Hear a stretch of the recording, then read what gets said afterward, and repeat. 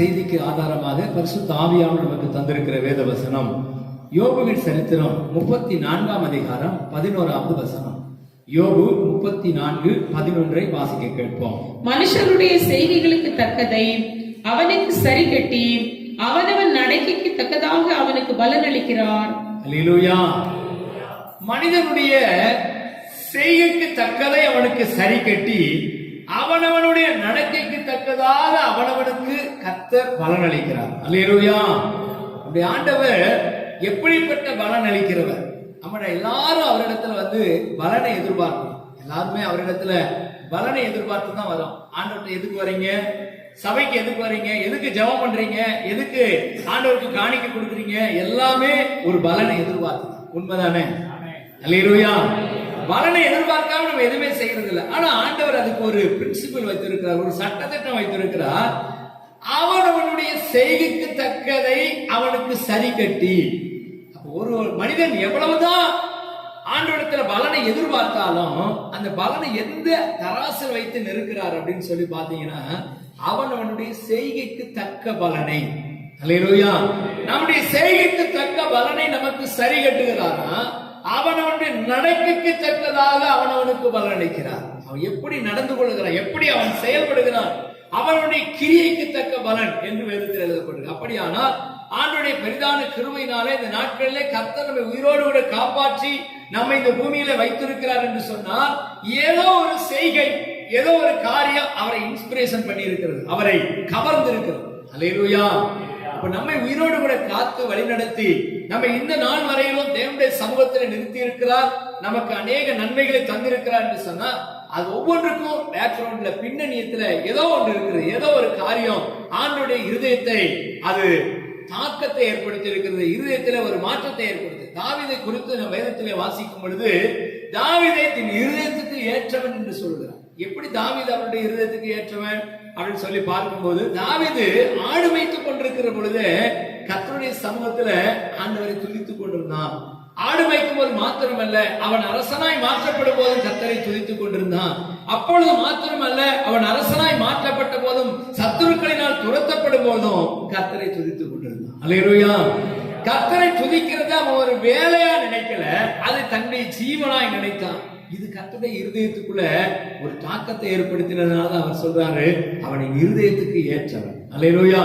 மோசேயை குறித்து ஆண்டவர் சர்டிபிகேட் கொடுக்கிறார். எப்படி தெரியுமா? மோசே என் வீட்டில் எங்கும் உண்மை உள்ளவன் அப்படின்னு சொன்னா மோசேயின் இடத்துல நம்பிக்கையா எந்த காரியத்தை சொன்னாலும் எந்த காரியத்தை செய்தாலும் அவன் கரெக்டா செஞ்சிருவான். அவன் நம்பி இந்த காரியத்தை ஒப்படைக்கலாம் என்று மோசேயை குறித்து கர்த்தர் சாட்சி கொடுக்கிறார். உங்களை என்னை குறித்து கர்த்தர் இந்த சாட்சி கொடுக்க முடியுமா? யோசித்து பாருங்க. வேதம் சொல்லுகிறது நாம் ஒவ்வொருவரும் கர்த்தரிடத்துல பலனை எதிர்பார்க்கிறோம். ஒவ்வொருவரும் தேவனிடத்துல போய் ஆசீர்வாதத்துக்காக மன்றாடுகிறோம், ஜெபம் பண்ணுகிறோம், என்னென்னவோ பண்ணுகிறோம். ஆனா ஆண்டவர் சொல்றார் பாருங்க, அவனுடைய செய்கைக்கு தக்கதாக அவனுடைய கிரியைக்கு தக்கதாக நான் பலன் அளிக்கிறேன். அல்லேலூயா. அல்லேலூயா. இப்ப நம்ம யோசித்து பார்க்கிறோம். ஒரு ஆசீர்வாதத்தை நம்ம எதிர்பார்க்கிறோம், ஆண்டவரிடத்திலிருந்து ஒரு நன்மை எதிர்பார்க்கிறோம். அதற்கு நம்முடைய கிரியை, நம்முடைய செய்கை எப்படி இருக்கிறது என்று சொல்லி நாம் வாசிக்க வேண்டும். வாசிப்போம். சங்கீதம் 28:4 வாசிக்கிறோம். 28ஆம் சங்கீதம் 4வது வசனம். அவர்களுடைய கிரியைகளுக்கும் அவர்களுடைய நடத்தைகளின் பொல்லாங்குக்கும் தக்கதாக அவர்களுக்கு செய்யும், அவர்கள் கைகளின் செய்யும் தக்கதாக அவர்களுக்கு அழியும், அவர்களுக்கு சரிக்கு சரி கட்டும். இங்கே தாவீது ஜெபிக்கிற ஒரு ஜெபத்தை பாருங்க. அவங்களுடைய கிரியைக்கு தக்கதாக, அவங்க செய்கைக்கு தக்கதாக, அவங்க கைகளின் பலனுக்கு தக்கதாக அவர்களுக்கு சரி கட்டும், அவர்கள் கிரியைக்கு தக்கதாக அவர்களுக்கு நீதி செய்யும், நீதிக்கு நீதி செய்யும், அநீதிக்கு அநீதி செய்யும் என்று ஒரு ஜெபத்தை ஏறெடுக்கிறார். ஆண்டவருக்கு தெரியும் ஒரு மனிதன் பூமியில ஆசீர்வதிக்கப்படுகிறதும் ஒரு மனிதன் பூமியில ஆசீர்வதிக்கப்படாமல் போகிறதற்கும் காரணம் என்ன? அவனுடைய கிரியை, அவன் செய்கிற நற்கிரியைகள், அவனுடைய செய்கிற துர்க்கிரியைகள் அவனுக்கு பின்தொடர்ந்து வருகிறது. அல்லேலூயா. சத்தமா அல்லேலூயா சொல்லுங்களேன். அதனாலதான் இங்க யோபு புத்தகத்துல நான் வாசிக்கும் பொழுது அவனுடைய கிரியைக்கு தக்க பலனை அவர் அளிக்கிறார். அவன் கைகளின் கிரியைக்கு தக்க பலனை நமக்கு அளிக்கிறார். ஒரு பொருளாதாரத்துல ஒரு துண்டு விழுது, எப்ப பார்த்தாலும் நமக்கு பொருளாதாரத்துல ஆசீர்வாதம் இல்ல அப்படின்னு சொன்னா உடனே யோசித்து பார்க்கணும். கொஞ்சம் உட்கார்ந்து ஆண்டவரே ஏன் என்னுடைய பொருளாதாரத்தில் ஒரு துண்டு விழுகிறது, ஏன் நான் ஆசீர்வதிக்கப்படவில்லை என்று சொல்லி தேவ சமூகத்தில் உட்கார்ந்து அதை ஆராய்ச்சி செய்யணும். என்ன ஆராய்ச்சி செய்யணும்? நான் என்ன செய்கிறேன்? எங்கேயோ தவறு நடக்குது, எங்கேயோ தப்பு நடக்குது, ஏதோ ஒரு விஷயத்துல நான் தவறு செய்கிறேன், என்ன ஆண்டவரே அப்படின்னு சொல்லி ஆண்டவர்கிட்ட கேட்டா ஆண்டவர் அதற்கு ஏற்ற வழிவாசல்களை, அதற்கான காரணத்தை நமக்கு கற்றுத் தருவார். அல்லேலூயா. அடிக்கடி வியாதி, ஒரு குடும்பத்தில் அடிக்கடி பலவீனம், ஒருவர் மாற்றி ஒருவருக்கு பலவீனம் வந்து கொண்டே இருக்குது, ஹாஸ்பிட்டலுக்கு போயிட்டே இருக்கிறோம். உட்கார்ந்து யோசிங்க, கொஞ்ச நேரம் ஆண்டவர் சமூகத்தில் காத்திருந்த ஆண்டவரே நான் என்ன செய்ய வேண்டும்? அடிக்கடி இந்த பலவீனம் எங்களை தாக்குகிறது, அடிக்கடி வியாதியினால் என் பிள்ளைகள் கஷ்டப்படுகிறார்கள், ஹாஸ்பிட்டல்ல கொண்டு போய் நாங்கள் பணத்தை செலவு செய்து கொண்டே இருக்கிறோமே, என்ன காரணம் அப்படின்னு சொல்லி உட்கார்ந்து யோசித்தா அதற்கு நம்ம கிரியை, ஏதோ ஒரு கிரியையில நம்ம என்ன செஞ்சிருக்கோம்? தவறு செய்திருக்கிறோம். அல்லேலூயா. குடும்பத்துக்குள்ளே சமாதானமே இல்லை, என்னதான் வருமானம் வந்தாலும், என்னதான் காரியங்கள் நடந்தாலும் அடிக்கடி குடும்பத்துக்குள்ள சண்டைகள் வருகிறது, மனஸ்தாபங்கள் வருகிறது, என்ன காரணம் அப்படின்னு சொல்லி கேட்டா அதுக்கும் ஆண்டவர் பதில் வச்சிருக்கிறார். அல்லேலூயா. சத்தமா ஒரு அல்லேலூயா சொல்லுங்களேன். ஆண்டவருடைய சமூகத்தில் அவனவனுடைய கிரியைக்கு தக்க பலன். இங்க தாவீது ஜெபிக்கும் பொழுது 28ஆம் சங்கீதத்துல சொல்லுகிறாரு, ஆண்டவரே அவர்கள் கைகளின் கிரியைக்கு தக்கதாக நீ பலன் அளியும். பாருங்க 62ஆம் சங்கீதம் 12வது வசனத்துல இதுக்கு பதிலே அவரே சொல்றாரு. பாருங்க 62:12, கிருபையும் உம்முடையது, ஆண்டவரே தேவரீர் அவனவன் செய்கைகளுக்கு தக்கதாக பலன் அளிக்கிறீர். அல்லேலூயா. இப்போ அவருக்கு புரிஞ்சிடுச்சு, கிருபை உம்முடையது ஆண்டவரே, கிருபை உள்ள தேவன் தான், ஆனாலும் தேவரீர் அவனவனுடைய செய்கைக்கு தக்கதாக பலன் அளிக்கிறீர்.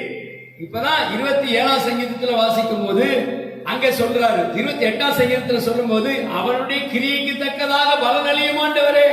இப்ப 62ஆம் சங்கீதத்துக்கு வரும்போது சொல்றாரு, அவர் தான் கிரியைக்கு தக்க பலனை அளிக்கிறார். அல்லேலூயா. அல்லேலூயா. ஆண்டவருடைய பரிசுத்த பிரசன்னத்திலே வந்திருக்கிற இந்த காலை வேளையில நமக்கு ஒரு அறிவு இருக்க வேண்டும், நமக்கு ஆண்டவரை குறித்த ஒரு தெளிவு இருக்க வேண்டும். என்னுடைய கைகளின் கிரியைக்கு தக்கதாக எனக்கு பலன் அளிக்கிறார். அல்லேலூயா. என்னுடைய கைகளின் கிரியைக்கு தக்கதாக எனக்கு பலன் அளிக்கிறவர், என் செய்கைக்கு தக்கதாக எனக்கு பலன் அளிக்கிறவர் என்ற உணர்வு நமக்குள்ள வர வேண்டும். அப்படி ஆண்டவருடைய சமூகத்துல அவருடைய கிரியைகளுக்கு தக்க பலனை ஒவ்வொருவருக்கு கர்த்தர் கொடுத்திருக்கிறார். அதுல ஒரு 2 பேரை மாத்திரம் வேதத்தில் இருந்து உங்களுக்கு நான் சொல்லி நான் ஜெபிக்க விரும்புகிறேன். முதலாவதாக ரூத் என்று சொல்லக்கூடிய ஒரு சகோதரியை வேதத்திலே நான் வாசிக்கிறோம். ரூத்தினுடைய சரித்திரம் 2வது அதிகாரம் 12வது வசனத்திலே நீங்கள் வாசிங்க. ரூத் 2:12,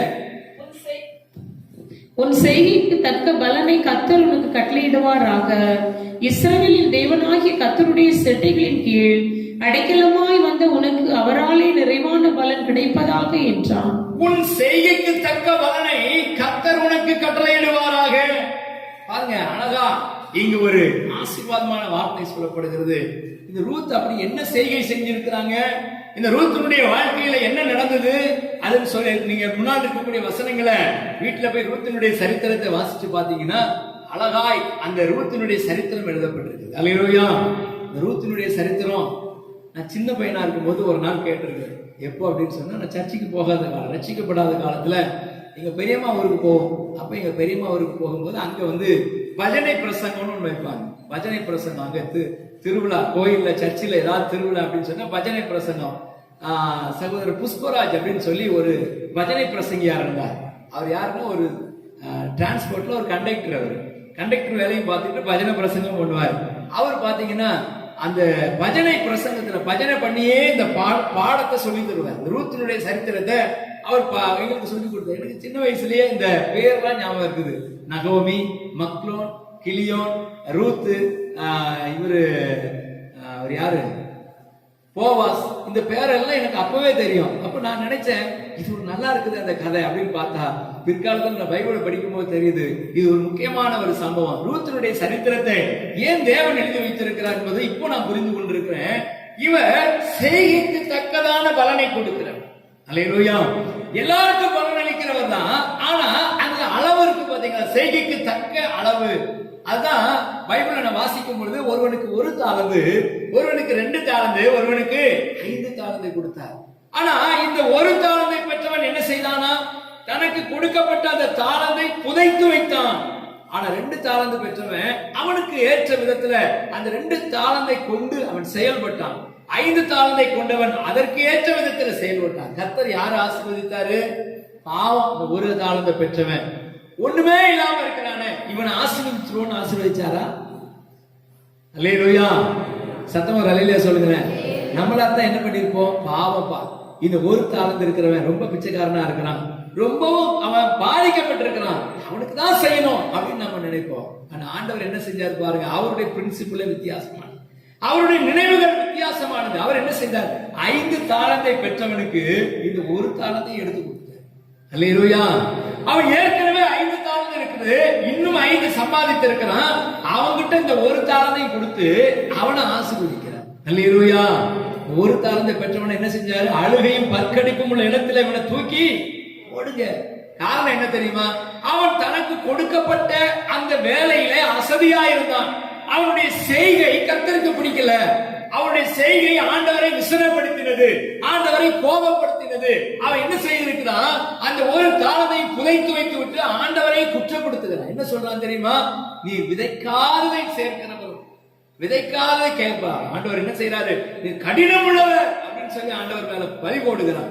சிலர் அப்படிதான், ஆண்டவர் என்ன ஆசீர்வதிக்கவே இல்லை, எல்லாரையும் ஆசீர்வதிச்சிருக்கிறாரு, மற்றவங்களெல்லாம் ஆசீர்வதிச்சிருக்கிறாரு, மற்றவங்க எல்லாம் இப்படி ஆசீர்வாதமா இருக்கிறாங்க, என்ன ஆசீர்வதிக்கலன்னு அவர் மேல கோபப்படுறாங்க பாருங்க. அவங்கள பார்த்து ஆண்டவர் சொல்றாரு, இவனை தூக்கி எங்க போடுங்க? அழுகையும் பற்கடிப்பும் உள்ள அந்த இடத்துல தூக்கி போடுங்க, நரகத்துல தூக்கி போடுங்கன்னு அர்த்தம். அல்லேலூயா. ஆனா 5 தாளந்தை பெற்றவன் எப்படி இருக்கிற? சந்தோஷமா இன்னும் 5 தாளந்தை சம்பாதித்த அவனுக்கு இந்த ஒரு தாளந்தும் கொடுக்கப்பட்டது. அல்லேலூயா. நமக்கு அது அநியாயமா தெரியும். நம்ம பார்வையில என்ன ஆண்டவரே, ஒண்ணுமில்லாம இருக்கிறவனுக்கு எல்லாம் நீங்க இன்னும் கொஞ்சம் எக்ஸ்ட்ராவா கொடுத்திருக்கணும். ஆனா ஆண்டவருடைய பிரின்சிபிள் என்ன தெரியுமா? அவன் உள்ளவனுக்கு இன்னும் கொடுக்கிறார். அல்லேலூயா. அதுதான் இந்த ரூத் செய்தார். ரூத்துடைய வாழ்க்கையில் நீங்க பார்க்கும்போது, உன் செய்கைக்கு தக்கதாக கர்த்தர் உனக்கு பலன் அளிப்பாராக. அவள் என்ன செய்கை செஞ்சிருக்கிறான்? பின்னால அந்த வசனத்தை நீங்க வீட்டுல போய் வாசிச்சு பாருங்க. அங்க சொல்லப்பட்டிருக்கிறது, ரூத் ஒர்பால் என்று சொல்லக்கூடிய 2 பேர் மோவாபிய பெண்கள். 2 பேர் யாரு? மோவாபிய பெண்கள். அந்த 2 பேரும் இஸ்ரவேல் தேசத்திலிருந்து அந்த தேசத்துக்கு பிழைப்புக்கு போன, அந்த தேசத்துல போய் தங்கி இருக்க போனவர்களை திருமணம் செய்தார்கள்.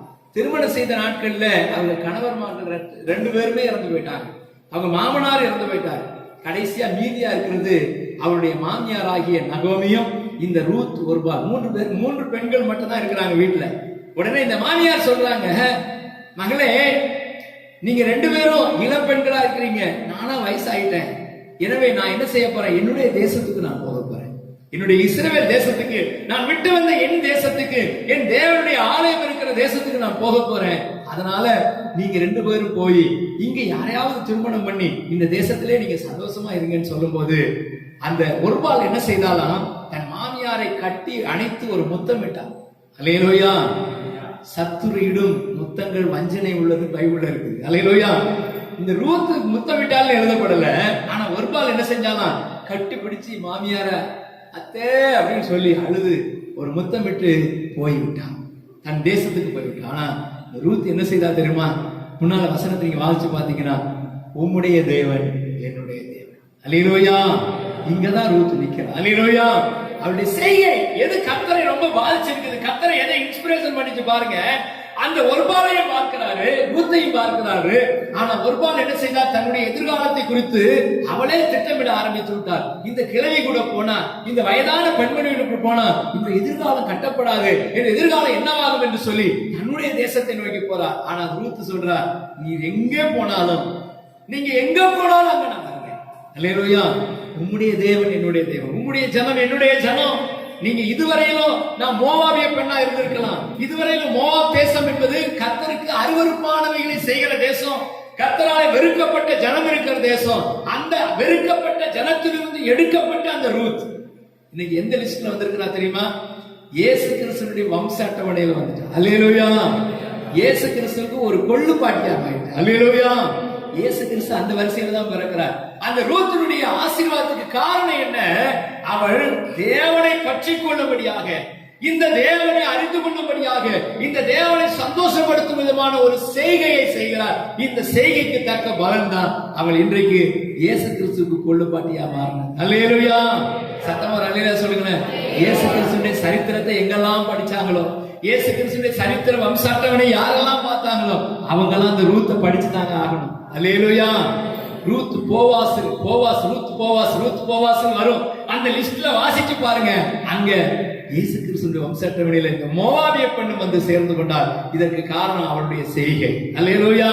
ஆண்டவருடைய சமூகத்தில் வருகிற தேவ பிள்ளைகளுக்குள்ள ஒரு மனதுல ஒரு எண்ணம் இருக்கணும், என்னுடைய செய்கைக்கு தக்க பலனை கர்த்தர் தருகிறார். அதனால நான் கர்த்தரை சந்தோஷப்படுத்தும் விதமாக, என் தேவனை ஆராதிக்கும் விதமாக, என் தேவனிடத்தில் என்னுடைய இருதயத்தை உயர்த்தும்படியாக நான் என்ன செய்யட்டும், எப்படி ஆண்டவரை நான் என்ன செய்ய பக்கமாய் அவருடைய கவனத்தை ஈர்க்க முடியும், அவருடைய கவனத்தை என் பக்கமாய் திருப்ப முடியும் என்று தேவன் மேல ஒரு ஆசையும் வாஞ்சையும் தாகம் உள்ளவர்களாய் காணப்பட்டார். அதற்கு தக்க பலனை கர்த்தர் நிச்சயமாய் நமக்கு தருவார். அல்லேலூயா. அப்ப இந்த ரூத்துக்கு கர்த்தர் ஆசீர்வாதத்தை கொடுக்க காரணம், உன் செய்கைக்கு தக்க பலனை கர்த்தர் உனக்கு கட்டளையிடுவாராக. இஸ்ரவேலின் தேவனாகிய கர்த்தரிடத்தில் செட்டைகளின் கீழ் அடைக்கலமாய் உள்ள உனக்கு நிறைவான பலன் உண்டாவதாக. அல்லேலூயா. அப்ப இந்த ரூத்தினுடைய செய்கை கர்த்தருடைய பார்வையில மிகவும் பிரியமா இருந்தபடினால, இந்த ரூத் எப்படி தேவனுடைய பாதத்தை தேடி ஓடி வந்தாலோ, தேவனுடைய இருதயத்தை சந்தோஷப்படுத்துகிற காரியத்தை செய்தாலோ, அதே போல நாமும் அவருடைய இருதயத்தை சந்தோஷப்படுத்துகிற காரியத்தை செய்தால் நிச்சயமாக நிறைவான பலன், பாருங்க, அவராலே உனக்கு நிறைவான பலன் கிடைப்பதாக. அல்லேலூயா.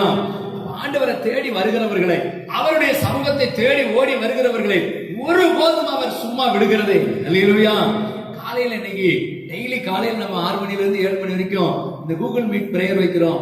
சபையில பிரேயர் இருக்குது. இதெல்லாம் விட்டு சிலர் சொல்லுவாங்க, இதுல பிரேயர் பண்ணனால என்ன கிடைக்கும்? ஒரு நாள் ஒன்று வரும், அன்றைக்கு கர்த்தர் இதற்கான பலனை நமக்கு தருவார். அல்லேலூயா. சொந்து போகாம எப்பொழுதும் நீங்க ஜெபம் பண்ணுங்க. இந்த ஜெபத்துல தவறாமல் பங்கு பெறுங்க. நீங்க சொல்லலாம், ஆண்டவரே நான் 1 மாசம் ஜெபம் பண்ணி இருக்கிறேன், 1 வருஷம் ஜெபம் பண்ணி இருக்கிறேன். ஆபிரகாம் 25 வருஷம் ஜெபம் பண்ணாருங்க. அல்லேலூயா. ஒரு குழந்தையை பெறறதுக்கு எத்தனை வருஷம் ஜெபம் பண்ணாரு? 25 வருஷம் ஜெபம் பண்ணாரு. ஆனா நமக்குள்ள 1 மாசம் ஜெபம் பண்ணோம்னு சோறு வந்துருது, 2 மாசம் ஜெபம் பண்ணோம்னு சோறு வந்துருது. ஆனா ஆண்டவர் சொல்றாரு, நீ சோர்ந்து போகாமல் எப்பொழுதும் ஜெபம் பண்ணுங்க. இது எல்லாம் கணக்கில் வைக்கப்பட்டிருக்கிறது. இந்த ஜெபங்கள் எல்லாம் அவருடைய துருத்தியில் வைக்கப்பட்டிருக்கிறது. நம்முடைய கண்ணீர் எல்லாம் அவருடைய துருத்தியில் வைக்கப்பட்டிருக்கிறது. இதற்கு ஏற்ற பலன் ஒரு நாள் வரும். அல்லேலூயா.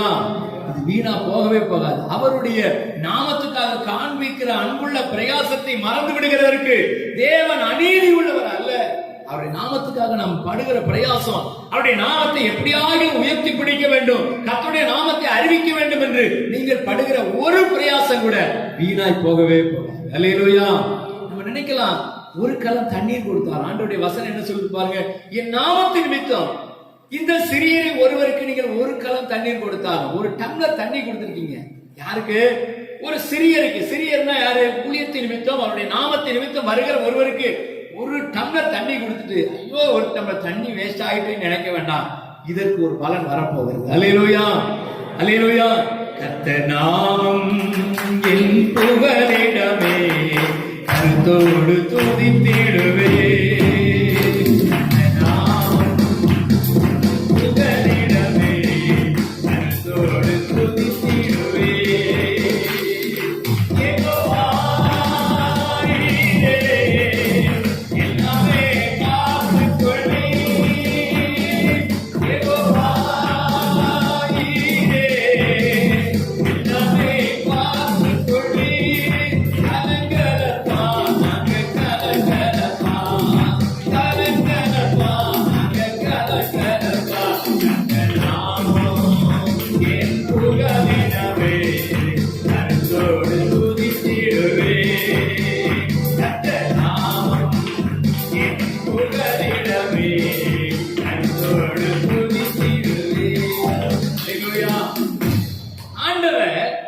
கிரியைகள் எல்லாம் கணக்கு வைக்கிறார்.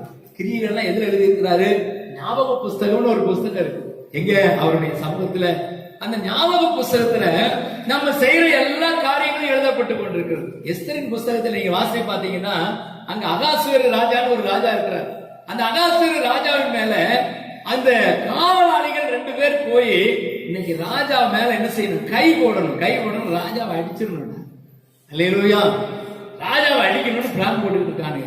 இந்த விஷயத்தை யார் போய் அறிவிக்கிறாங்க? மொர்தெகாய்னு சொல்லக்கூடிய ஒரு சாதாரண ஒரு மனிதன். மொர்தெகாய் ஒரு பதவியில் இல்ல, ஒரு பெரிய அரசியல்வாதி கிடையாது, அவருக்கு எந்த பதவியும் கிடையாது, சாதாரணமா இருக்கக்கூடிய ஒரு பிரஜை. இவர் போய் என்ன செய்யறாரு? ராஜாவுக்கு அதை தெரியப்படுத்துகிறார். ஐயா இந்த மாதிரி உங்களை அடிக்கிறதுக்கு பிளான் போடுறாங்க அப்படின்னு சொன்னோன்னா ராஜா அதுல இருந்து தப்பித்துக் கொள்கிறார். ராஜாவுக்கு ஒரு நன்மை செஞ்சிருக்கிறார், ஒரு சின்ன நன்மை. உடனே அது எங்க எழுதப்பட்டது? நடபடி புஸ்தகத்தில் எழுதப்பட்டது. நடபடி புஸ்தகத்தில் எழுதப்பட்டு அந்த நடபடி புஸ்தகம் பத்திரமாக ராஜ அரண்மனையில பாதுகாக்கப்பட்டு கொண்டிருக்கிறது. ஒரு நாள் ஒன்று வந்தது.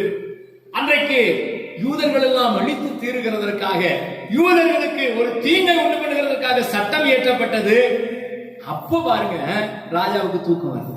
அல்லேலூயா. பாருங்க ராஜாவுக்கு கர்த்தர் தூக்கத்தை வரவிடல. அங்குமிங்கு உலாவிக் கொண்டிருக்கிறார். அங்குமிங்கு உலாவிக் கொண்டிருக்கிற பொழுது நம்ம ஆளுங்களை இப்பெல்லாம் என்ன செஞ்சிடும்? தூக்கம் வரலன்னு என்ன செஞ்சிடும்? எடுறா செல்ல பேஸ்புக் ஓபன் பண்ணு. அல்லேலூயா. ஆமா பாருங்க ட்ரெயின்ல நேத்து நாங்க வரும்போது பாருங்க ஒருவர் இல்லாம எல்லார் கையிலயும் செல்லுதான். பாருங்க எல்லாரும் ஆளுக்கு ஒரு ஹெட்போனை போட்டுக்கிட்டாங்க. போட்டுட்டு நாங்களும் தான் எங்களையும் சேர்த்து அவங்களாம் போடும்போது நாங்க போடல என்ன நினைப்பாங்க. உடனே ஒரு ஹெட்போனை போட்டாங்க. போட்டு ஒருத்தன் பாட்டு கேட்கறான், ஒருத்தன் படம் பார்க்கறான், ஒருத்தன் சாட் பண்றான், என்னென்னவோ பண்ணிக்கிட்டு இருக்கிறாங்க. தூங்குற நேரத்துல கூட சாட் பண்ணானோ என்னவோ தெரியல. காதை விட்டு செல்ல எடுக்கவே இல்லை. அந்த மாதிரி இப்போ ஆனா அன்னைக்கு இருந்த ராஜாக்களுக்கு செல்போன் இல்லாதனால உடனே என்ன செய்தாரா, அந்த நடவடி புஸ்தகத்தை நடவடி புஸ்தகத்தை எடுத்து வாசிங்கன்னு சொன்னாரு. உடனே அங்க ஒருத்தன் வாசிக்கிறான். ராஜா அங்குமிங்கும் உலாவிக் கொண்டிருக்கிறார், தூக்கம் வராம. ராஜாவுக்கு நடவடி புஸ்தகம் வாசிக்கப்பட்டது. அந்த வாசிச்சதுல முர்தகாய் என்று சொல்லக்கூடிய ஒரு பிரஜை, சாதாரண ஒரு யூதன் என்ன செய்தார்? ராஜாவுடைய உயிரை காப்பாற்றுகிறதற்கு இந்த காரியத்தை செய்தார்னு எழுதப்பட்டது. உடனே ராஜா கேட்கிறாரு, அவருக்கு ஏதாவது நம்ம வெகுமதி கொடுத்தோமா, அவருக்கு ஏதாவது கிஃப்ட் கொடுத்துருக்கோமா பாருப்பா அப்படின்னு சொன்னா ஒண்ணுமே கொடுக்கல. நான் ஒரு ராஜாவா இருந்து என் உயிரை காப்பாத்தினவனுக்கு ஒரு கிஃப்ட் கூட கொடுக்கலன்னா என்ன, கூப்பிடுங்க அவரை அப்படின்னு சொன்னாங்க. அப்பதான் தெரியுது அவரையும் கொல்றதுக்கு தான் சேர்த்து சட்டம் போட்டிருக்கிறாங்க. அல்லேலூயா. கூப்பிட்ட உடனே ஆமானை கூப்பிட்டு கேட்கிறாரு, ஆமானே ராஜா கணம் பண்ண விரும்புகிறவர்களுக்கு என்னெல்லாம் செய்யலாம்? உடனே ராஜா ஆமான் என்ன நினைச்சானா, ராஜா என்னத்தான் கணம் பண்ண போறாரு. அல்லேலூயா. இப்போ சில வீடுகள்ல பாத்தீங்க அப்படின்னு சொன்னா பாருங்க, இப்போ சகோதரிகள்கிட்ட சொல்லுவாங்க, வீட்டுக்காரர் கேட்பாரு, இந்த கிறிஸ்துமஸுக்கு எவ்வளவுக்கு புடவை எடுக்கலாம்னு நினைக்கிற அப்படின்னு கேட்பாரு. உடனே அந்த அம்மா நினைக்கும், நமக்கு தானே எடுக்க போறாரு, ஒரு 10,000 ரூபான்னு சொல்லி வைப்போம் அப்படின்னு சொல்லி 10,000 ரூபான்னு சொன்னோன்னா அவங்க அம்மாவுக்கு எடுத்துட்டாருன்னா என்ன விட்டு இருக்கும். அந்த மாதிரி ஒரு சூழ்நிலை அங்க ஆயிடுச்சு. அல்லேலூயா. பாருங்க இவர் சொல்றான், ராஜாவுக்கு போய் ஆமான்னு சொல்றான். ராஜா ஏறுகிற குதிரையில பாருங்க அவன் ஆசை பார்த்தீங்களா, ராஜ வஸ்திரம் தரிப்பித்து, ராஜாவுடைய வஸ்திரத்தை தரிப்பித்து நல்ல கிரீடம்லாம் வச்சு ராஜா ஏறுகிற குதிரையில ஏத்தி இந்த ஊரெல்லாம் ஒரு ரவுண்ட் வரணும். சரி அப்படியே நீ முர்தகாய்க்கு போய் செய்யுங்க. அல்லேலூயா. ஒரு முர்தகாய் மறக்கப்பட்டவனா இருக்கலாம், அவன் செய்த நற்கிரியைகள் மறக்கப்பட்டு கிடக்கலாம். ஆனா ஒரு நாள் ஒன்று வரும், அவனுடைய கிரியைக்கு தக்க பலன் ஆண்டவர் சீக்கிரமாய் கொண்டு வருகிறார். அல்லேலூயா. அல்லேலூயா. நீங்க இன்னைக்கு செய்த நற்கிரியை மறக்கப்பட்டிருக்கலாம். நீங்க செய்த நற்கிரியைகளை ஜனங்கள் மறக்கலாம், சபை மறக்கலாம், தேசம் மறக்கலாம். மறந்து போய் ஆண்டவர் இருக்க மாட்டார். அவர் ஒரு நாள் தேவையான நேரத்துல கரெக்டா எடுத்துக்கொள்வார். அல்லேலூயா. பாருங்க யோசேப்பினுடைய வாழ்க்கையில யோசேப்பு செய்த நற்கிரிய அந்த பானபாத்திரக்காரனும் சுயம்பாகியும் மறந்துட்டாங்க. என்ன அப்படின்னு சொன்னா, நம்ம ஆளுங்களுக்கு எப்ப மறந்துடும் அப்படின்னு சொன்னா, கல்யாண வீட்டுக்கு போகும்போது பாருங்க, கல்யாண வீட்டுக்கு போகும்போது அந்த கல்யாண வீடுகள்ல சில கல்யாண வீடுகள், எல்லாரையும் நான் சொல்லல, சில கல்யாண வீடுகள்ல ரொம்ப பரபரப்பா இருப்பாங்க. அங்க பாஸ்ட் போனாலும் கண்ணு தெரியாது, பாஸ்டமா போனாலும் கண்ணு தெரியாது, விசுவாசிகள் போனாலும் கண்ணு தெரியாது. அவங்க சொந்தக்காரங்க கூட தோல்ல கை போட்டுட்டு அங்க ஒரே ஆட்டமா தான் இருக்கும். நம்ம அப்படி ஒரு வாரமா போய் நின்றுட்டு சரி கூப்பிட்டு தொலைச்சிட்டாங்களே அப்படின்னு சொல்லி ஒரு சோத்தை தின்னுட்டு அவங்களுக்கு ஒரு கவரையும் கொடுத்துட்டு நம்ம வருவோம். அதுக்கப்புறம் ஒரு வாரம் 2 வாரம் கழிச்சு இப்படி ஒரு சிரிப்பாங்க. எதுக்கு அப்படின்னா, அன்னைக்கு கூட்டத்தில் உங்களை கவனிக்க முடியல, சாரி, நீ பார்த்துட்டு பார்க்காம போன விஷயம் எங்களுக்கு தான் தெரியும். அல்லேலூயா. கூட்டத்துல கவனிக்க முடியல, இப்படிலாம் மறந்துடுவாங்க. இதே போல அன்னைக்கு யோசேப்ப மறந்துட்டான். யோசேப்ப யார் மறந்தான்? சுயம்பாக்கிகளின் தலைவனும் பானபாத்திரக்காரனும் மறந்துட்டான். 2 பேரும் மறந்து அந்த பானபாத்திரக்காரன் சுத்தமா மறந்து ராஜாவுக்கு அந்த திராட்சரசம் புழிஞ்சு கொடுக்கறதுலே பிஸி ஆயிட்டான். திடீரென்று ஒரு நாள் வந்தது, ராஜாவுக்கு ஒரு சொப்பனம் கண்டார். சொப்பனத்துக்கு அர்த்தம் தெரியல. அப்பதான் ராஜா கேட்கிறாரு, இந்த சொப்பனத்துக்கு அர்த்தம் சொல்றவன் யாராவது இருக்கானா அப்படின்னு ஒண்ணு டக்குன்னு கிளிக்காதுறாங்க. அல்லேலூயா. ஆனா அதுக்கு முன்னாடியே ஆண்டவர் அதை ஞாபகப்படுத்திருந்தாருன்னு வைங்களேன், அந்த பானபாத்திரக்காரனுடைய வெகுமதி என்னவா இருந்திருக்கும் அப்படின்னு சொன்னா, மிஞ்சி மிஞ்சி போனா அவனை ஜெயில இருந்து ரிலீஃப் பண்ணி சரி ஓடி போடான்னு சொல்லியிருப்பாங்க. ஜெயில இருந்து ரிலீஃப் ஆகி என்ன பண்ணிருப்பாங்க, வேணா வெளியில போன்னு சொல்லியிருப்பாங்க. ஆனா கர்த்தர் உயர்வுக்கு அவனுக்கு நியமித்து விட்டார் என்று சொன்னார். அவன் செய்கைக்கு தக்க பலனை கொடுக்க வேண்டும் என்று தீர்மானம் பண்ணிவிட்டால் தீவிரமாய் காவல் கடங்கில் இருந்து அவனை வரவழைக்கிறார். அல்லேலூயா. தீவிரமாய் காவல் கடங்கில் இருந்து வரவழைத்து அவனை முகசவரம் பண்ணி புது வஸ்திரங்களை எல்லாம் உடுத்தி அந்த எகிப்துக்கு கவர்னர் ஆக்கிட்டாங்க. அல்லேலூயா. சத்தமா அல்லேலூயா சொல்லுங்களேன். அப்ப ஆண்டவர் செய்கைக்கு தக்க பலனை தருகிறவர். வாசிப்போம். மத்தேயு சுவிசேஷம் 16ஆம் அதிகாரம் 27வது வசனத்தில் வாசிக்கும் போது, மத்தேயு 16:27, மனுஷகுமாரன் தம்முடைய பிதாவின் மகிமை பொருந்தினவராய் தம்முடைய தூதரோடு கூட வருவார். அப்பொழுது அவனவன் கிரியைகளுக்கு தக்கதாக அவனவனுக்கு பலன் அளிப்பார். அல்லேலூயா. மனுஷகுமாரன் எப்ப வரப்போகிறார்? மத்திய ஆகாயத்தில் வரப்போகிறார். அவர் தம்முடைய தூதரோடு கூட பலமாய் தொனிக்கிற எக்காலத்தோடு கூட வரப்போகிறார். அப்பொழுது அவன் அவனுடைய கிரியைக்கு தக்க பலனை அளிப்பார். அல்லேலூயா. சத்தமா அல்லேலூயா சொல்லுங்களேன். எக்கால சத்தம் வானில் தொனித்திடவே என் இயேசு மகாராஜனே வந்திடுவார்.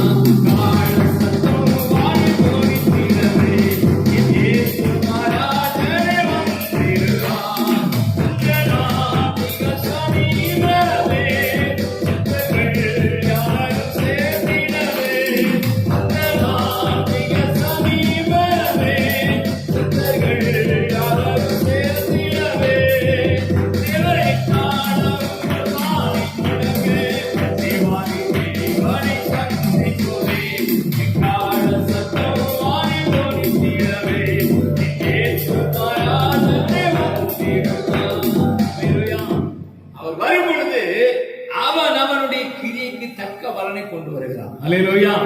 வெளிப்படுத்தின விசேஷம் 3ஆம் அதிகாரம் 8வது வசனத்தில் வாசிக்கும் போது ஆண்டவர் சபையை பார்த்து சொல்றார். சபையே, தேன்கனி கோட்டையில் இருக்கிற இயேசு நம்மோடு சபையே அப்படின்னு நம்மை பார்த்து என்ன சொல்லுவார்னு பாருங்களேன். உன் கிரியைகளை அறிந்திருக்கிறேன். உனக்கு கொஞ்சம் பலன் இருந்தும் நீ என் நாமத்தை மறுதலியாமல் என் வசனத்தை கை கொண்டபடியினாலே இதோ திறந்த வாசலை உனக்கு முன்பாக வைத்திருக்கிறேன், அதை ஒருவனும் பூட்ட மாட்டான். அல்லேலூயா. சத்தமா அல்லேலூயா சொல்லுங்களேன். சபையை பார்த்து ஆண்டவர் சொல்றார் என்ன தெரியுமா? உன் கிரியைகளை நான் அறிந்திருக்கிறேன். உனக்கு கொஞ்சம் பலன் இருந்து நாமத்தை மறுதலியாமல் இருந்திருக்கிறாய். அதனால நான் என்ன செய்வேன்? அதற்கேற்ற பலனை உனக்கு தருவேன். அல்லேலூயா. ஒரு சபைக்கு ஆசீர்வாதம் என்ன தெரியுமா? ஒரு சபைக்கு கர்த்தர் கொடுக்கிற நன்மை என்ன தெரியுமா? திறந்த வாசல். அல்லேலூயா. தேசத்துல திறந்த வாசலை ஏற்படுத்தி ஊழியத்துல ஒரு பெரிய பெருக்கத்தை, ஊழியத்துல ஒரு பெரிய ஆண்டவர் ஆசீர்வாதத்தை தரணும்னு சொன்னா நம்ம கிரியை செய்கிறவங்களா இருக்கணும். நம்ம கிரியைகளை நான் அறிந்திருக்கிறேன். உன் கிரியை என்ன? நீ என்ன கிரியை செய்திருக்கிறாய்? எனக்காக எவ்வளவு பாடுபட்டு இருக்கிறாய்? எனக்காக எவ்வளவு முயற்சி செய்திருக்கிறாய்? ஊழியத்தை செய்கிறதற்கு, ஆத்துமாக்களை ஆதாயம் பண்ணுகிறதற்கு உன்னுடைய வேலை என்ன? நீ என்ன காரியத்தை செய்திருக்கிறாய் என்பதெல்லாம் அவர் அறிந்திருக்கிறார். அல்லேலூயா. ஒருவேளை மனுஷன் மறந்து போகலாம், பாஸ்டர் மறந்து போகலாம். பாஸ்டர் நமக்கு வெகுமதி கொடுக்காம, கனம் கொடுக்காம, இந்த பாஸ்டர் நான் ஊழியம் செய்து அப்ரிசியேட் பண்ணவே இல்லை, இந்த பாஸ்டர் எனக்கு சந்தனமால வாங்கி போடலன்னு நீங்க நினைக்கலாம். ஆனா கனம் கொடுக்கிறவர் யாரு? அவர். அல்லேலூயா. நிச்சயமா நமக்கு கனம் கொடுப்பார். அப்படி புதிய ஏற்பாட்டில் ஒரு மனிதனை மட்டும் சொல்லி நான் ஜெபித்து விரும்புகிறேன். அப்போஸ்தலர் நடபடிகள் 10ஆம் அதிகாரம் 22வது வசனத்துல நீங்க பார்க்கும்போது அங்கே ஒரு மனிதனுடைய கிரியை மெச்சிக்கொள்ளப்படுகிறது, தேவனால் ஆசீர்வதிக்கப்படுகிறது. வாசிப்போம். அப்போஸ்தலர் நடபடிகள் 10:22. அதற்கு அவர்கள், நீதிமானும் தேவனுக்கு பயப்படுகிறவரும் யூத ஜனங்கள் எல்லாராலும் நல்லவன் என்று சாட்சி பெற்றவருமாகிய கொர்நேலியு என்னும் 100க்கு அதிபதி உம்மை தம்முடைய வீட்டுக்கு அழைப்பித்து உம்மால் சொல்லப்படும் வார்த்தைகளை கேட்கும்படி பரிசுத்த தூதனாலே தேவ எத்தனமாய் கட்டளை பெற்றார் என்றார்கள். அல்லேலூயா. இங்கே கொர்நேலியு என்று சொல்லக்கூடிய மனிதனுடைய கிரியை சொல்லப்படுகிறது. அவன் எப்படிப்பட்டவன்? நீதிமானும் தேவனுக்கு பயப்படுகிறவனும் யூத ஜனங்கள் எல்லாரும் நல்லவர் என்று சாட்சி பெற்றவராக இருக்கக்கூடிய மனிதன். அல்லேலூயா. இந்த மனுஷன் தேவனுக்கு பயப்படுகிறவன், நீதிமானா இருக்கிறான், எல்லாரும் இவனை நல்லவன் சாட்சி சொல்றாங்க. பக்கத்து வீட்டுல இருக்கிறவன் சொல்லியிருப்பான், அட லூசு பையன், அவன் சரியில்லைன்னு இருப்பான். ஒருத்தர் சொல்லியிருப்பான், இவனுக்கு பிழைக்க தெரியல, ஏமாளி பையன் சொல்லியிருப்பான். ஆனா ஒரு நாள் ஒன்று வந்தது, ஆண்டவர் அதை நினைவு கூர்ந்து, என்னப்பா இந்த கொர்நேலியுன்னு சொல்லக்கூடிய ஒரு மனிதன் ரொம்ப நல்லவனா இருக்கானே, இவனுக்கு எப்படியாயிரும் பரலோகத்தை கொடுக்கணும், ஆண்டவர் பூமியில ஆசீர்வாதம் அப்படிங்கிறது ஒருவேளை பூமியினுடைய ஆசீர்வாதம் சொத்துக்களும் பணங்களும் நிலங்களும் கார்களும் வீடுகளுமா இருக்கலாம். ஆனா கர்த்தருடைய ஆசீர்வாதம் முழுமையான ஆசீர்வாதம் பரலோக ராஜ்யம். அல்லேலூயா. ராஜ்யத்துல இவன் பங்குள்ளவனா மாறணுமே, இவன் ரொம்ப கிரியை செய்யறான், ரொம்ப நல்லவனா இருக்கிறான் அப்படின்னு சொல்லி ஒரு தேவதூதனையே அனுப்பிட்டார் பாருங்க.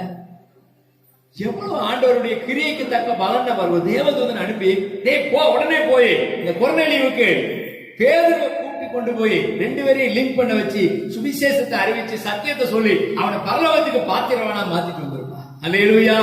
பாருங்க, ஒரு தேவ எத்தனமாக தேவனுடைய செயலாக ஒரு காரியம் நடக்குது. இந்த கொர்நேலியை செய்த தான தர்மங்களும் இந்த கொர்நேலியினுடைய நல்ல குணங்களும் நீதிமானும் தேவனுக்கு பயப்பட்டு யூத ஜனங்களால் நற்சாட்சி பெற்றவனுமா இருக்கிற இந்த காரியம் எல்லாம் ஒரு நாள் அவனுக்கு பலனா வருது. ரட்சிப்பு என்கிற ஒரு பலனா. அல்லேலூயா. அவனுக்கு ரட்சிப்பை எப்படியாவது சொல்லிடணும். இவ்வளவு நல்லவனா இருக்கிறவன் நரகத்துக்கு போயிடக்கூடாது, இவ்வளவு நல்ல குணதர்சிகள் உடையவன், இவ்வளவு கிரியைகளை செய்தவன் பரலோகத்துக்கு வராம போயிடக்கூடாதுன்னு சொல்லி ஆண்டவர் அவன் மேல கரிசனை உள்ளவனாயிருக்கிறார். அல்லேலூயா. அப்ப கரிசனையோடு கூட ஒரு தேவதூதனை அனுப்பி அவனுக்கு சொல்றாரு. பேதுருவை அனுப்பி பேதுரு மூலமா அவனுக்கு சுவிசேஷத்தை அறிவித்து ஞானஸ்நானம் கொடுத்து பரிசுத்தாவியை பெற்றுக் கொள்ளுகிற வழியை கற்றுக் கொடுத்து அவனை பரலோகத்தின் பிரஜையாய் மாற்றினாரே. இதுதான் நிறைவான பலன். அல்லேலூயா. அவனுடைய கிரியைக்கு தக்க பலன் அவரோடு கூட வருகிறது. அல்லேலூயா. அவருடைய கிரியைக்கு தக்க பலன். இந்த பூமியில நம்ம என்ன கிரியை செய்கிறோமோ, என்ன ஆண்டவருக்காக பிரயாசப்படுகிறோமோ பாருங்க. இந்த ரூத்தினுடைய சரித்திரத்துல பாருங்க, ரூத் நினைச்சிருந்தா இந்த மாமியாரை தனியா விட்டு தன்னுடைய தேசத்துக்கு போய் ஒரு இளைஞனை ஒரு வாலிபனை திருமணம் பண்ணி அவள் தேசத்துல அவள் சம்பரமா இருந்திருக்கலாம். அல்லேலூயா. இன்னைக்கு அநேக ரட்சிக்கப்படுறதுக்கு சபைக்கு வர்றதுக்கு எதுக்கு தெரியுமா வர முடியல? திருவிழா வந்தா ஆட்டம் ஆட முடியாது. ஊர்ல பண்டிகை வந்துச்சுன்னா அந்த பண்டிகையில ஒப்பட்டு சுட முடியாது. ஏன் சுட முடியாது? எப்ப வேணாலும் சுடுங்க. அவங்க பாருங்க, ஏங்க நீங்க சர்ச்சுக்கு வர மாட்டேங்கிறீங்க, ஏன் உங்க குடும்பத்துல எல்லாரும் சர்ச்சுக்கு வர எதிர்ப்பு தெரிவிக்கிறாங்கன்னா, அது யாராவது செத்து போட்டா சாங்கியம் பண்ண முடியாது, உன்னை சேர்த்து சாங்கியம் பண்ணிடுவார். அல்லேலூயா. சாங்கியம் பண்ண முடியாது. சாங்கியம் பண்ண சாங்கியமாயா உன்னை பரலோகத்துக்கு கொண்டு போகுது. உன்னை பூமியில் இருக்கக்கூடிய சாங்கியம் உன்னை பரலோகத்துக்கு கொண்டு போகுது. டெய்லி சாங்கியம் பண்ணு, டெய்லி அதிலே சாகு. நான் சொல்றேன், அந்த சாங்கியம் உன்னை பரலோகத்துக்கு கொண்டு போகாது. அந்த உலக பிரகாரமான வழிபாடு உன்னை கொண்டு போகாது. பரலோகத்துக்கு போகிற ஒரே வழி ஆண்டவராக இருக்கிற இயேசு கிறிஸ்து மட்டும். அல்லேலூயா. இயேசு கிறிஸ்து அறிந்து கொள்வதற்கு பிசாசு வைத்திருக்கக்கூடிய திட்டம், பிசாசு இதற்கு கொண்டு வருகிற தடை என்ன தெரியுமா? நீ அது செய்ய முடியாது, நீ பொட்டு வைக்க முடியாது, நீ பூ வைக்க முடியாது, நீ ஜில் ஜில் நடக்க முடியாது. பிசாசு தான் ஜில் ஜில் நடக்கும். அல்லேலூயா. எப்படி வேணாலும் நடந்து தொலை. நாங்க யாருக்கும் ரெஸ்ட்ரிக்ஷன் பண்ணுகிறது இல்ல. நம்முடைய சபையில நகை போடக்கூடாது, இப்படி வெள்ளை சட்டை தான் போடணும், வெள்ளை சேரி தான் உடைக்கணும், எந்த கட்டாயமும் நாங்க படுத்துறது இல்ல. நீ பரலோகத்துக்கு வந்து சேர்ந்தா போதும். அல்லேலூயா. ஆண்டவர் சொல்லுகிறத கேட்காம இந்த உலக பிரகாரமான காரியத்தின் மேல ஏன் விசுவாசம் உள்ளவர்கள் நம்பிக்கை உள்ளவர்கள் இருக்கிறாங்க தெரியுமா? எங்க வீட்டுல பண்டிகை பண்ண முடியாது, பொட்டு வைக்க முடியாது, பூ வைக்க முடியாது, வளையல் போட முடியாது, என்ன வேணாலும் போட்டு சொல்ல, ஆனா இயேசுவை ஏற்றுக்கொள். அல்லேலூயா. அப்ப ஆண்டவர் கிரியைக்கு தக்க பலனை கொடுக்கிறார். இந்த ரூத் நினைச்சிருந்தா இந்த உலகத்தை அனுபவிக்கிறதுக்காக ஓடி போயிருக்கலாம். ஆனா அவ சொல்றா பாருங்க, நம்பிக்கை இல்லாத ஒரு சூழ்நிலையில எதிர்காலத்தை குறித்த ஒரு கொஞ்சம் கூட ஒரு சின்ன ஒரு துளிர் கூட இல்லாத நாட்கள்ல அந்த ரூத் சொல்றா, உம்முடைய தேவன் என்னுடைய தேவன், உம்முடைய ஜனம் என்னுடைய ஜனம், நீ எங்க போனாலும் உம்மை நான் பின்பற்றி வருவேன். அல்லேலூயா. பாட்டியமாக பின்பற்றி போறோமே, ஒருவேளை பாட்டி வழியில செத்து போயிடுச்சுன்னா என்ன பண்றது? நான் தனியா நிற்போமேனா யோசிக்கல. அந்த தேவன் என்னை பாதுகாப்பாருன்னு சொல்லி நம்பிக்கையா இருந்தனால கர்த்தர் சொல்கிறார், இஸ்ரவேலின் தேவனாகிய கர்த்தரிடத்தில் அடைக்கலமாய் வந்த உனக்கு நிறைவான பலன் உண்டாகும். அல்லேலூயா.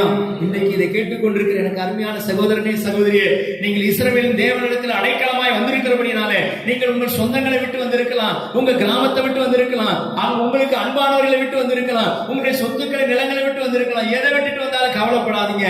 நீங்க செய்கிற ஒரு கிரியை நிமித்தம் கர்த்தர் உங்களை நிறைவான பலனால் நிரப்பி ஆசீர்வதிப்பார். அல்லேலூயா.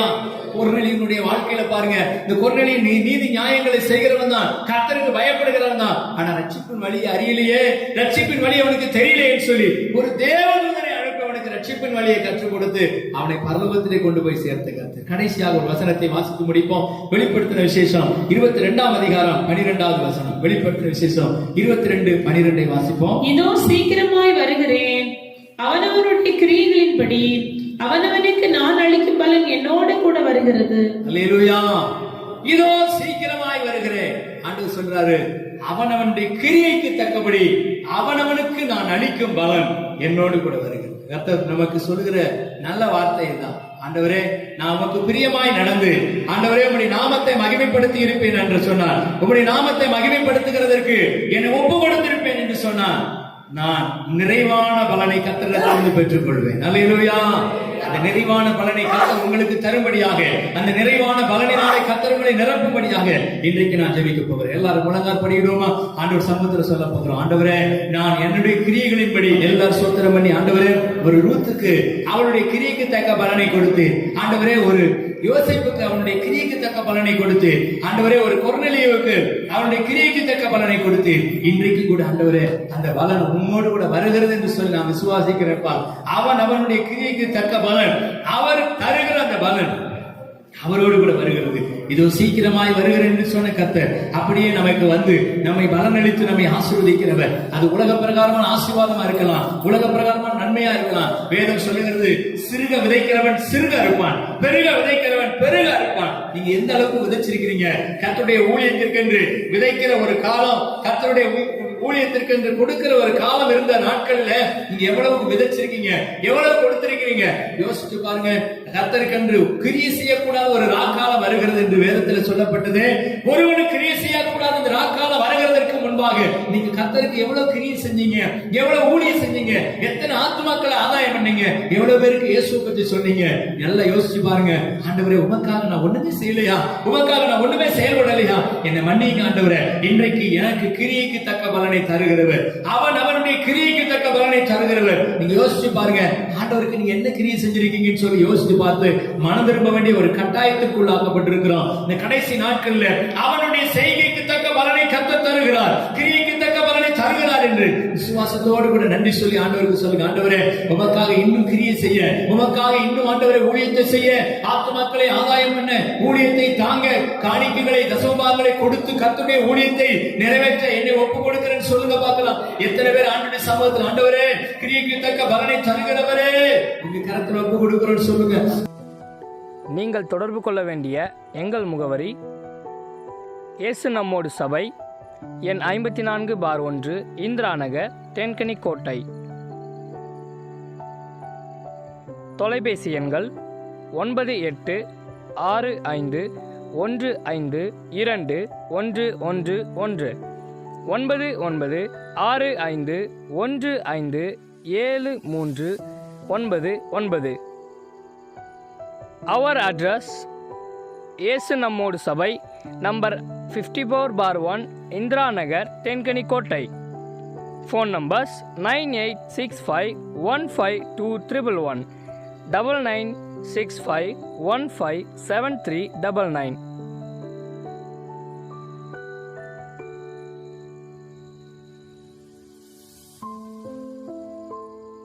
இயேசு கிறிஸ்து உங்களை ஆசீர்வதிப்பாராக.